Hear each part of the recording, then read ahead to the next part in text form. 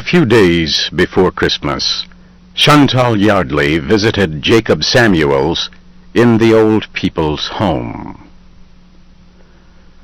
"Do you know they aim to blow it up?" said Mr. Samuels as he looked out a window. His face was nearly the same red as the hanging Christmas decorations. He was angry at the thought that the house on Bright Hill, the shelter of his happy years when his wife Irma was alive, his house was to be destroyed. "The people who bought the house said it would be a fine place to raise their children.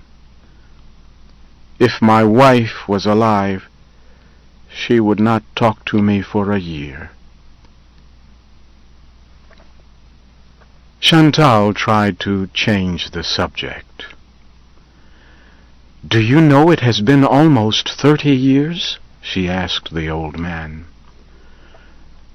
"I remember," said Jacob Samuels.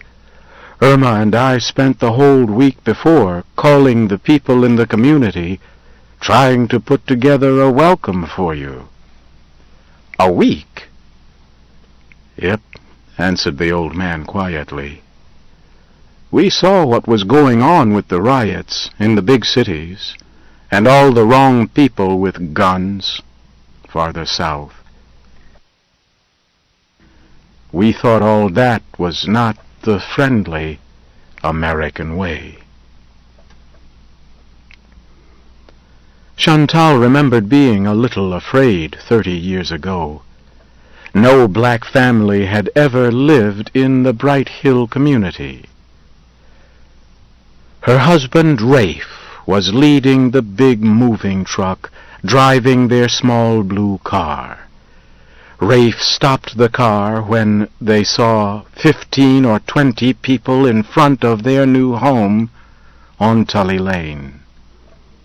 Someone stepped toward them in the street. Chantal held her throat with fright. Then a man in front of their new house held up a sign written in big, colorful letters.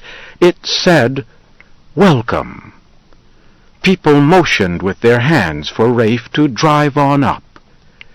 When Rafe and Chantal Yardley stepped out onto their new property, people hurried up to them and shook their hands. The man holding the welcome sign said he was Jacob Samuels from the house at the top of Bright Hill. People filled Chantal's and Rafe's arms with sweets, cooked dinners, and more. There was so much food. "What a day that was," said Chantal.